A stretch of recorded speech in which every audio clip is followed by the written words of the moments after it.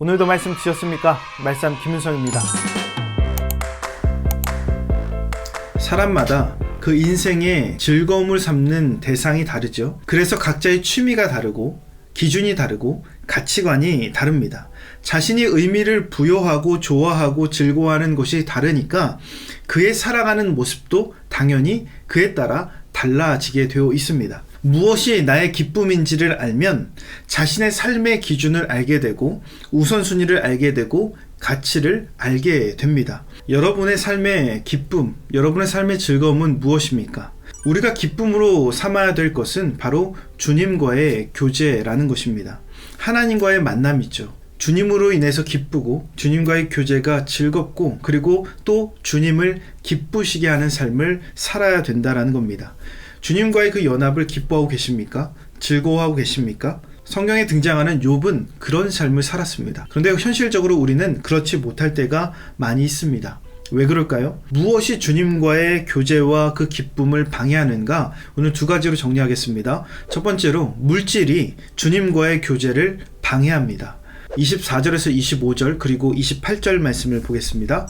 만일 내가 내 소망을 금에다 두고 순금에게 너는 내 의뢰하는 바라 하였다면, 만일 재물의 풍부함과 손으로 얻은 것이 많음으로 기뻐하였다면 그것도 재판에 회부할 죄악이니 내가 그리하였으면 위에 계신 하나님을 속이는 것이리라.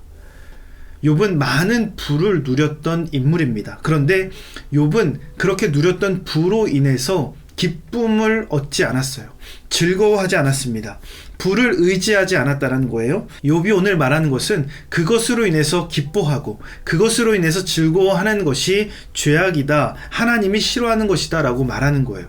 우리가 가장 삶에 연약한 부분이 있다면 바로 이 부분이 아닌가 싶습니다. 물질, 그리고 재산, 돈에 휘둘려 살아가는 것, 그것이 우리의 가장 연약한 부분 가운데 하나죠.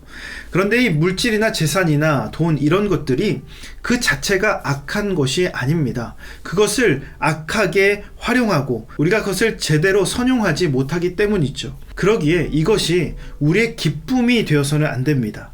이것을 기쁨으로 삼는다는 것은 뭐냐면 물질이 삶의 목적이 되는 거예요. 그 돈이 우리의 삶의 목적이 되는 겁니다. 돈을 위해서만 살아가는 것, 그것을 말하는 것이죠. 물질과 돈은 우리가 하나님께 영광을 돌리며 살아가는 이 땅에서의 누려야 될 수단 가운데 하나입니다. 돈과 물질은 그냥 수단으로서 사용해야 되지 목적이 되어서는 안 된다는 겁니다. 우리의 삶의 목적은 주님과 가까워지고 주님과 교제하고 주님으로 인해서 기뻐하는 삶을 살아가는 거예요. 주님을 더 깊이 알아가는 것이 우리 삶의 목적입니다. 그런데 다른 것이 목적 되어진다면 주님과 멀어질 수밖에 없다라는 겁니다. 그러기에 물질, 돈, 재산, 이런 것들이 우리의 삶의 목적이 되지 않도록 주의하며 살아야 된다라는 것이죠. 두 번째로 복수가 주님과의 교제를 방해합니다. 29절 말씀 보십시오. 내가 언제 나를 미워하는 자의 멸망을 기뻐하고 그가 재난을 당함으로 즐거워하였던가. 욥은 원수의 멸망함을 보고 기뻐하지 않았다, 즐거워하지 않았다 라고 합니다.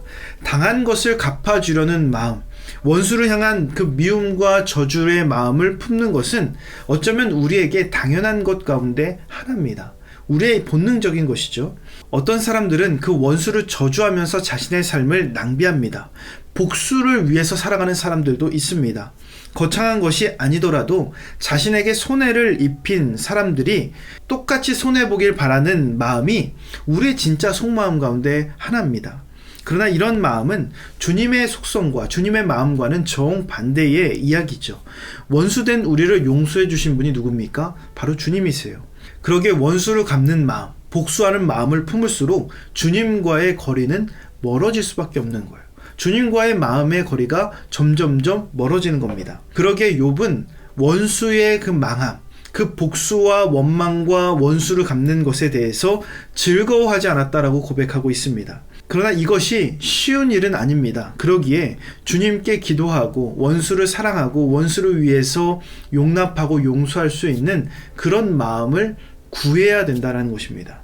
오늘 우리 자신을 힘들게 하는 누군가가 있다면 그 사람을 위해서 우리가 기도했으면 좋겠습니다. 그러기에 오늘도 주님이 기뻐하시는 삶, 또 주님을 기쁘시게 하는 삶, 주님과의 교제를 목적 삼아 주님을 더 깊이 알아가는 한날 되기를 주님의 이름으로 축원합니다.